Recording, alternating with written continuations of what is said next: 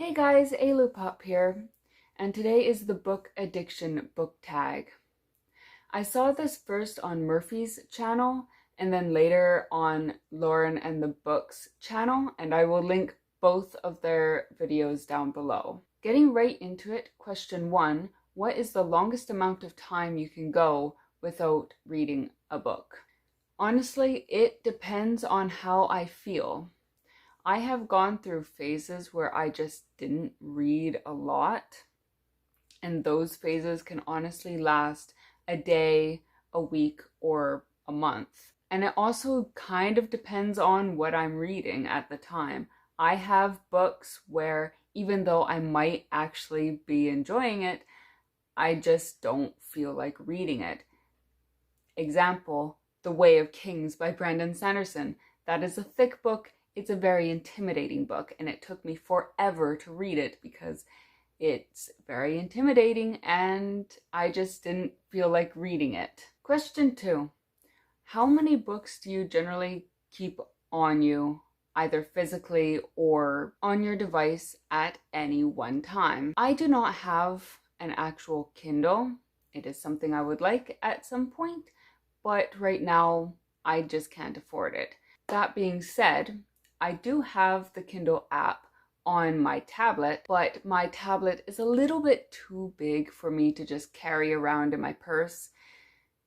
And I only have it on my tablet because it's a bigger screen and I'd rather not have it on my phone. As for physical books, I generally carry around the book that I'm currently reading as long as I'm not going to just the store or something.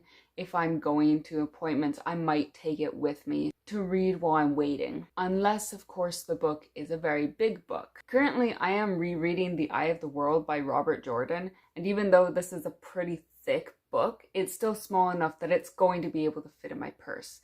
Whereas a book like The Pillars of the Earth by Ken Follett is a very big book. Not only is it thick, but it's big. And this will not fit in my purse. I have a big purse, but it is not big enough to fit this. And because I don't drive and I take the bus everywhere, the book that I have to take with me is going to be able to be a book that I can fit in my purse and I don't have to carry in my hand. All of that basically to say that I generally only take one book with me, regardless of how close to the end of the book I am, unless I am going on a trip, where I will generally take the book I'm currently reading, plus an extra just in case I finish. Question 3. Do you keep every book that you buy or receive, or are you happy to pass them on to make space for other books? If I could, I would keep every book that I have, but I just don't have the room for it. I am trying to get better about this. I really am. I have several bags of books that I have gone through my shelves and placed in the bags to go to donations at some point when I am able to. And basically the books that I am focusing on keeping are the books that I know that I will reread, and the books that I didn't give very high ratings to, I am trying to force myself to give away regardless of how much I like the cover. Question 4. How long would you stay in a bookshop on a standard visit? It depends. If I am going there with a plan and I know what book that I am going to look for, I will be there only for a few minutes. Lately, I have been trying to go in more with a plan so that I don't spend hours as I have done when I am by myself. However, even if I do go in with a plan, sometimes I will be there for a while, half an hour to an hour, if I just can't make a decision if I want that book or if I want something else, or if I want that book plus something else. That has happened. Question 5. How long do you actually spend reading? It depends on the day. If I'm having a good day, I might spend hours if I'm having a bad day, I might only spend a few minutes or however long it actually takes me to read a few pages. I try to read every day, but even on days when I do end up reading for what literally is hours, I don't have the patience to sit down and read for long periods of time. So I generally do it in between YouTube videos, usually. Whenever I get bored of a task is when I switch to something else. Reading from YouTube to gaming, whatever. And when I'm gaming, sometimes I have an audiobook that's playing. Question 6. Where does the task picking up a book fall on your to-do list? I don't really have a to-do list. It basically falls in the spot of whenever I feel up to it, which is basically where everything is. Question 7. How many books do you think you own, including ebooks? I have a catalog of my physical books on my phone. So that gives me a number of roughly about 524 physical books. Though I don't believe that includes books where I have second copies of that have different covers or a hardcover versus paperback. Audible gives me an exact number of how many audiobooks I have, and that number is 37. And I did have to count, but I have roughly about 142 ebooks on my Kindle app. Adding those all together, as I have already done, that would be roughly about 704. Question 8. Approximately how often do you bring up books in a conversation? It depends on who I'm talking to. If I'm talking to my friends, it'll generally come up pretty often because I generally hang out with people who also like to read books. If I am talking to my mom, generally I let her bring up the books that she's reading because she's only just starting to get back into reading. And quite honestly, I like listening to her talk about books. So sometimes we will have a conversation about the books that she's reading, which is very enjoyable to me. And sometimes there have been times when I've been on a bus reading and someone sitting next to me has looked over, seen the book I am reading, they have read the book, and we have a brief conversation about said book. I don't know how many times that has happened, but it has happened a few that I can recall. Other than that, I don't generally bring up books too often in conversations, especially to people I know are not readers. Question 9. What is the biggest book page count wise that you have finished?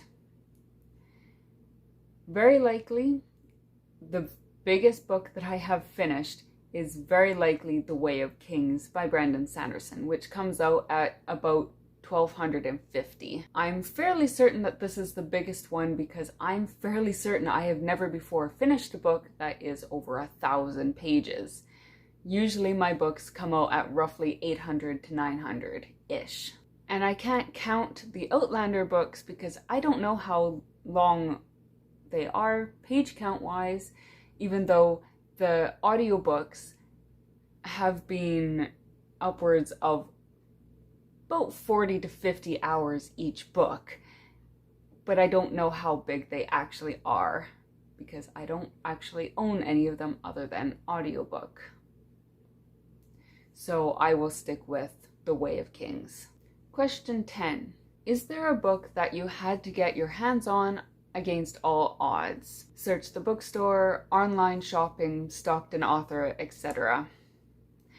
I have never gone so far as to stalk an author, but I do have a few books that come to mind about books that I did really want. And basically these are just the books that I've had obsessions on. The first one is the Shannara series by Terry Brooks. That was my first obsession ever. if you don't count Harry Potter, which I'm not counting Harry Potter because I was very young and I don't really count Harry Potter as that big of an obsession for me. I certainly read it a lot, but it wasn't like an obsession, whereas these books and series were actual obsessions. My second obsession was the Wheel of Time series by Robert Jordan. My third obsession was the Dark Heavens series and the other two series that came after it by Kylie Chan, which I read all of them first at the library. That is the first two series. The third series I bought on my own after reading and buying and rereading the other series first. My fourth obsession was the Turtle books by Tamora Pierce, and my current obsession are the Warrior books by Erin Hunter. All of these are books that I have spent an insane amount of time going to the bookstore to look for and buy these books. But the Turtle books in particular are the ones that basically helped me realize my love for used bookstores. As before, I really didn't like bookstores, used bookstores, but now I enjoy them. I love them. They're so much cheaper than getting it new, and you can buy some really nice books used. Also note that all of these books are very, very long series. The shortest series is Dark Heavens, and that's including the next two series, because that is 9 books if you don't include the novellas, which I have not read. And after that, the next shortest is The Wheel of Time at 14 books, 15 if you include the prequel, and all of these have books that are very long. Question 11. Is there a book that you struggled to finish because you refused to DNF? Honestly, most of the big books are kind of struggles for me because they're generally just so very intimidating that sometimes I just don't feel like picking it up. Otherwise, I usually put down books with no intention of actually mentioning them in videos, because usually I intend on picking it up again at a time when I'm more in the mood for it. If it's a book where I just keep picking it up and putting it down constantly, then I might decide to get rid of it instead. Question 12. What are some of your main book goals for next year, if you've started planning already? I haven't really decided whether or not I'm going to do goals for next year, but I suppose probably one of my main ones will be to listen to more audiobooks. I've been doing fairly well about it this year, but of course I can always do better. And as well, I would also like to read more books by Black authors, as I have very few books and I have read very few books by and about Black people. As well as the same goes for queer. So basically, I suppose that's really the extent of my goals. Question 13. Have you ever had the privilege of converting someone into a reader, either by inspiration or by constant nagging? I don't believe I have. As I said in an earlier question, I don't talk about books very often to people who I know aren't readers. So honestly, the likelihood of me having converted someone into a reader is pretty slim. At the very least, no one has come to me and said that my constant reading has inspired them to pick up a book. Question 14. Describe what reading means to you in 5 words. Escape, love, mystery, knowledge, and relating. I hope that counts. So that is the book addiction book tag. Let me know in the comments what some of your answers would have been to these questions, and I will see you next time. Bye.